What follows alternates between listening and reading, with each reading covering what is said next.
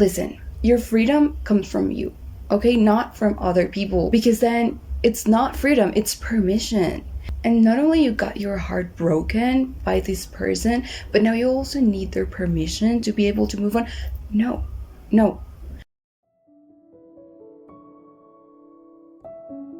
Hi, I'm Paula, the girl that's here to talk about things that happen to all of us, but that we don't talk about enough. And today it's time to talk about closures and relationships and how to move on after a breakup. And it's just been a long time since I did a video about love, so maybe it's time for it. Listen, I know you're hurting, and I know you might think that, well, maybe if I got this closure, maybe if I see this person again, maybe if I tell them all the things I have to tell them, then I might be ready and I might feel better. But it's not like that. The closure that you need is to realize that it ended and that you are free to start moving on, because pain doesn't mean attachment, okay? Just because you're hurt, just because you miss this person, just because you're in pain, it doesn't mean that you're still attached to them. It means that you got hurt, and it's normal to be in pain. But it's important to understand that letting go doesn't mean forgetting, but instead you can take letting go as just not holding on to it. Not holding on to the memories, not holding on to the feelings, and just accepting that it ended and allowing yourself to feel all the things you're feeling. Because you know what? Allowing yourself to feel this pain while being mindful that it doesn't mean you're still attached to them. It means you're healing. It also counts as freedom. You're setting yourself free to feel. You're setting yourself free to stop holding on. And that's really important. And even if your pain is caused by someone and their absence from your life, this freedom comes from you and just you. You don't need closure. You don't need this other person to give you the permission to start healing. Listen, the bad news is that there's not a feeling that lasts forever, but the good news is that there's not a feeling that lasts forever. And just like this feeling of being in love ended, you will not be feeling this pain forever, even if it might seem like that, even if it might seem like this person was your whole life and now you cannot think of a life without them. You're not going to feel that way forever, because guess what? You had a life before they were part of it, and you will keep having a life after them. I know your heart has seen better days, and it will again, because guess what? You got your heart broken and the world didn't stop. And that's a fucking shame, because I know how you feel. I know that you feel like, damn, how the world doesn't stop when you're in this much pain. Like, how are you supposed to keep on going with your life when you feel this way? But guess what? That's how things are. And it might sound sad, but it's actually wonderful. The fact that the world didn't end because this person left your life. Life keeps going. And that's amazing, because that means that there's so much more for you to leave. It means that there's life after heartbreak. I know you might be thinking, oh, well, I don't know how to move on. Nobody does. Nobody does. Nobody knows what's the best way to move on or the proper way to move on. Listen, if someone had the answer, if someone had a step-by-step guide on how to move on, then none of us would have this problem. We wouldn't have to be talking about this. None of us would feel like we need closure. None of us would be stuck trying to deal with our heartbreak. So don't worry, nobody does how to move on. But you know what? I do know this. I can tell you this. You can start by just not going back. That's one of the hardest, but also one of the most important parts of moving on. Deciding that you are not going to go back. Because you know what that means? It means that you're accepting that it's over. It means that you are giving yourself this freedom to move on. That's why I'm telling you that the fact that it ended, it's all the closure that you need. Deciding that you are not going to go back just makes the option of this person to come back to your life completely inexistent. It's not even a possibility anymore.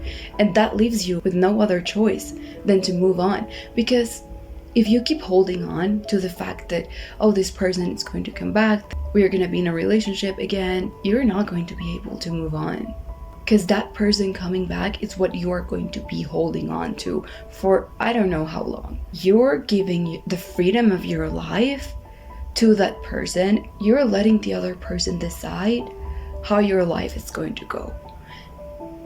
Do you really want to give that power to someone else, especially someone that broke your heart? Because if that person was your person, they wouldn't have put themselves in a position to lose you. But don't you think that if we only have one life and you want to spend it with someone else, it should be someone that wants to be in your life, that is not willing to lose you? And I know that maybe right now this sounds like something impossible, that you're never going to find a person like that. Then be that person. Are you really willing to settle for a relationship with someone that you know at some point might be willing to lose you? Like, is that the only option you want to have in your life? Because you know what? I'm gonna tell you this. The person that's gonna love you unconditionally does exist. And you know why I know that it does exist? Because if you are willing to be that person for someone, then there's more people like you. You are not the only person out of the 8 billion people in the world that's looking forward to build a relationship that really lasts forever and that wants to find a partner to love unconditionally. If that's what you want, if that's what you're looking for, then there's other people like that as well.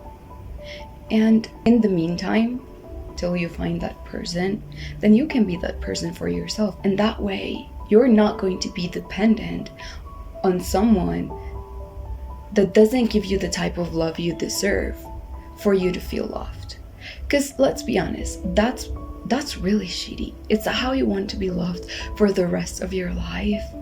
Like, in the meantime, until you find your person, the person that's not willing to lose you, then you can be that person for yourself.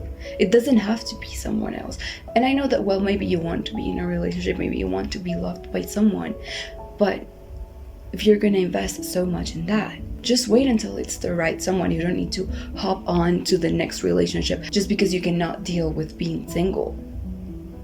If you're a relationship person and you love being in relationships, that's perfect. Heal first.